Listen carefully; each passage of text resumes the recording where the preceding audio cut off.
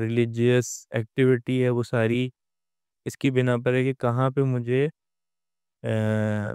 Funds مل رہے ہیں، کہاں پہ مجھے نہیں مل رہے، اور کہاں پہ زیادہ مل رہے ہیں تو میں وہاں جاؤں، کون سی بات کہنے پہ مجھے زیادہ زیادہ سپورٹ مل رہی ہے، زیادہ فیم مل رہا ہے، زیادہ ڈونیشنز مل رہے ہیں، اور اگر میں اس طرح سے سوچوں تو پھر ظاہر غلط ہوگا۔ تو میرے خیال سے تقریباً ایک واضح سی ہے بات جو سوال آپ نے کیا، لیکن یہ کہ اب کیا کیا جائے، یہ جو ڈائلیما ہے اس کو حل کیسے ہونا ہے، وہ ایک زیادہ مشکل سوال ہے۔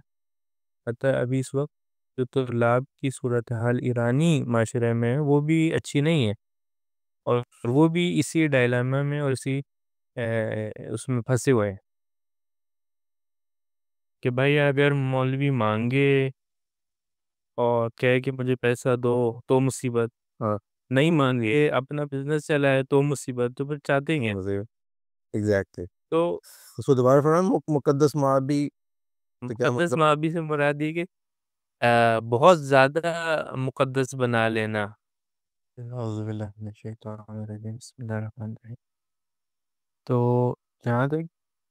توحید اور اخلاص کا رابطہ ہے وہ یہی ہے کہ توحید کا مطلب یہ ہے کہ آپ نے ایک خدا کے سامنے تسلیم ہونے، ایک خدا جو ہے وہ خدا ہی جو ہے وہ سب کچھ ہے، اور جو بھی آپ کی کامیابی ہے وہ اسی کے سامنے ڈیفائن ہو رہی ہے، اور اسی کا یعنی وہ ہے یعنی ایک کہہ لیں ملازمہ ہے، اورالری ایک لفظ استعمال ہوتا ہے، مثلا اسی کوائن کا دوسرا حصہ ہے کہ اگر یوں ہے تو پھر آپ نے اخلاص دکھانا ہے، اور شرک وہیں پہ آ جاتا ہے جہاں پر آپ کا اخلاص ختم ہو جاتا ہے۔ تو جیسا آپ نے اشارہ کیا کہ ہر فیلڈ میں اور ہر شخص کے لیے یہ چیز معنی رکھتی ہے یقیناً، اور جو مثلاً اب دین سکھانے والے ہیں اس میں جو ہمارے پاس ٹائٹل ہے مولوی یا مولانا صاحب، تو یہ یقیناً ان کے لیے بھی لاگو ہوتا ہے، اور وہاں پہ کس طرح جو ہے وہ دوسری نیتیں آتی ہیں، وہاں پر بھی وہی سب نیتیں آتی ہیں جو کسی دوسری فیلڈ میں آتی ہیں۔ یہ انسان جو ہے وہ کسی مادی بینیفٹ کی خاطر یا کسی شہرت کے لیے کہیں پہ جو ہے وہ پیسہ انوالو ہوتا ہے، وہاں پہ مثلاً اس طرف جھکنے رکھتا ہے، اور بہت ہی ٹینجیبل اگر ہم مثال دیں، اور تشریعوں میں مثلاً اگر ہم مثال دیں تو اب جیسے یہ جو مجالس کا سلسلہ پچھلی دفعہ بھی اشارہ ہوا، اور اس میں زیادہ تر مثالیں جو تھی وہ اس طرح کی تھیں کہ جو رکھوار ہیں مثلاً مجلس جو شرکت کر رہے ہیں وہ کس طرح مثلاً کمرشلائزیشن کا شکار ہوتے ہیں، یا اس میں کس طرح سے شیک کا پہلو آتا ہے۔ لیکن اسی میں اگر آپ یہ سوچتے ہیں کہ جو پڑھنے والے ہیں اور جو مثلاً وہاں پہ ذاکرین ہیں، خطبہ ہیں، وہ بھی جو ہے وہ اس کا چیز کا شکار ہوتے ہیں، یعنی اسی شرک کا، اسی کمرشلائزیشن کا شکار ہوتے ہیں، جب فرض کر لیا ایسی جگہ پر وہ پڑھیں جہاں پیسے زیادہ ملتے ہیں، یا کیونکہ چوائس ہوتی ہے نا آپ کے پاس، آپ کو کوئی کال کرتا ہے، انوائٹ کرتا ہے، آپ وہیں پہ ہاں کرتے ہیں، وہیں پہ ایکسیپٹ کرتے ہیں جہاں پر آپ کو پتہ ہوتا ہے کہ یہاں پر جو ہے وہ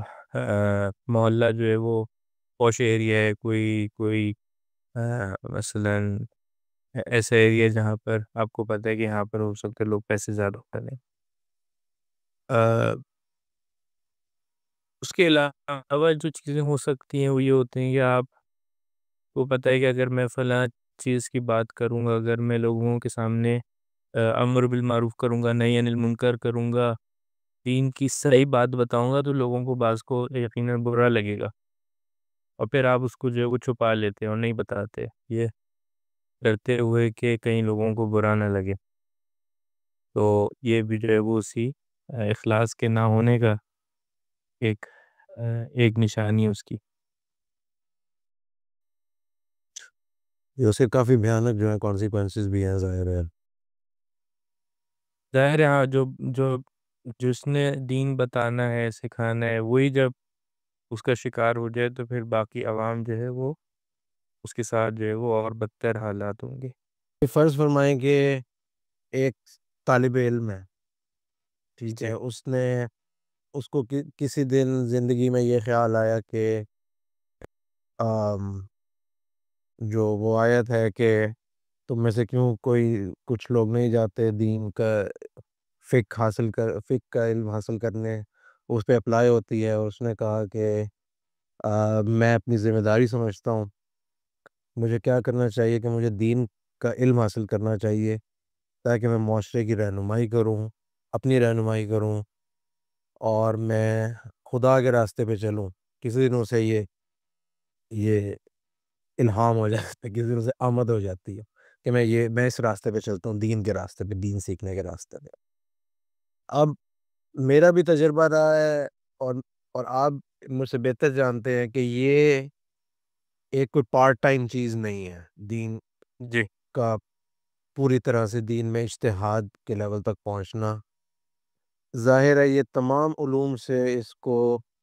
مشکل تر ہونا چاہیے، کیونکہ یہ آپ کی پوری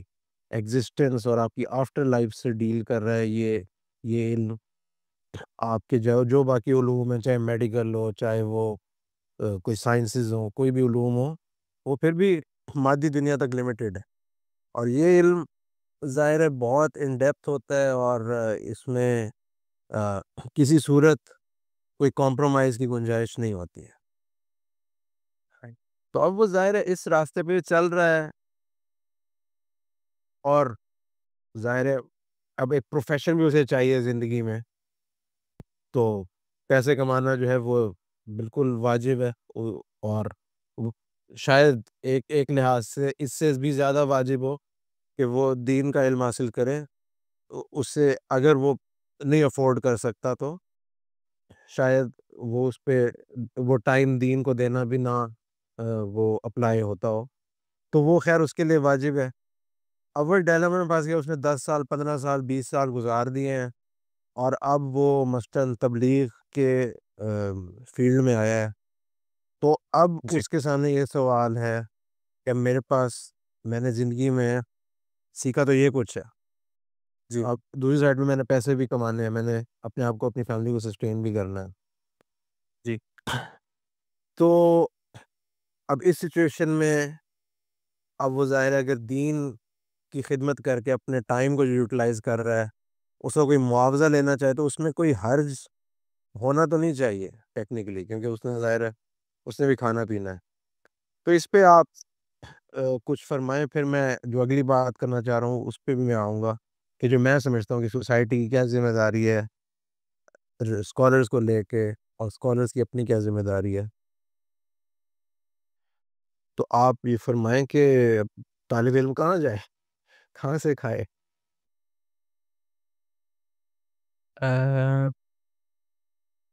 وہیں پہ بات پلٹتی ہے جو پہلے بھی شاید بات ہوتی رہی کہ ایک معاشرہ جو بگڑ چکا ہے،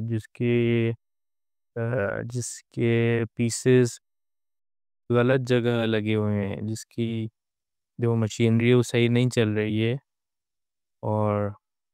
ڈائی فنکشنل کہتے ہیں آپ، یا کیا تلفظ صحیح ہے، ڈس فنکشنل، پتہ نہیں کیا تلفظ ہے. تو کہنے کا مقصد یہ کہ صحیح نہیں چل رہا، تو اس کے جو پارٹس ہیں وہ کوئی کہیں لگا ہوا ہے، کوئی کہیں لگا ہوا ہے، اور اس کی جو ریسورسز ہیں وہ غلط ایلوکیٹ ہوئی ہوئی ہیں.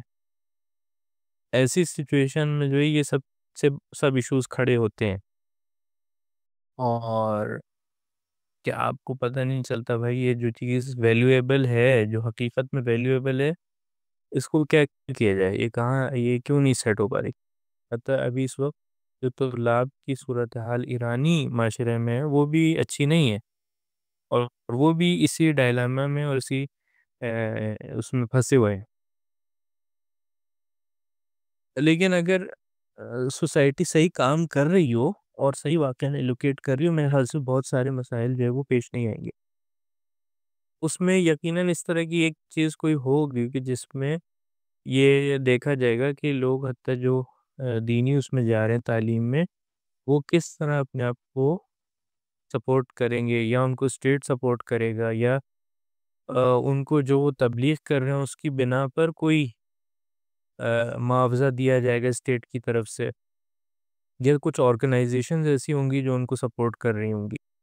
تو ایران میں کچھ حد تک اس طرح کا فریم ورک ہے کہ اگر لوگ جاتے ہیں تبلیغ پہ، فرض کر لیں محرم میں یا ماہ رمضان میں، تھوڑا بہت ان کو سپورٹ کیا جاتا ہے، یا جو شہری کا نظام ہے، تو وہ بجائے یہ کہ پبلک سے پیسے مانگ رہے ہوں یا لے رہے ہوں، ان کو کوئی اور آرگنائزیشن سپورٹ کر رہی ہے، وہ پبلک کو مثلا علم دے رہے ہیں، معارف دے رہے ہیں، لیکن پھر بھی